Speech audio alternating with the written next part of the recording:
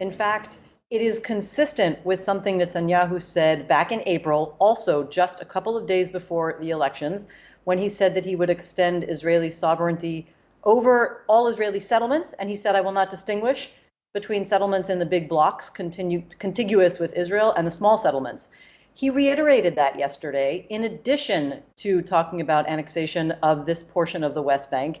So the reporting that he's talked about annexing the Jordan Valley is only a piece of it. He's now talking about annexing all settlements and the Jordan Valley. Together, those portions make up what is known as Area C. That's about 60% of the West Bank that Israel has already controlled in terms of civil affairs and military affairs. And many feel that because of Israel's deepening control over that area and settlement expansion over the years, there has already been a form of creeping de facto annexation on the ground.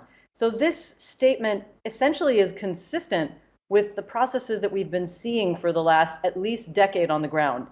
And now that there's a friendly president in the White House who clearly has expressed support for Israeli annexations, unilateral annexations of the past, like in the Golan Heights, we have no reason to doubt that that will be the direction if Netanyahu gets reelected.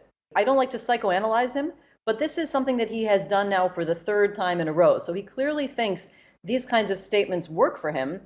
In 2015, he made a hardline statement saying there will be no Palestinian state on his watch. In April, he talked about annexing settlements. Now he's talking about the bigger pieces of annexation. He obviously thinks it will help, but so far we don't, there's no polls so quickly after his statement yesterday to tell us.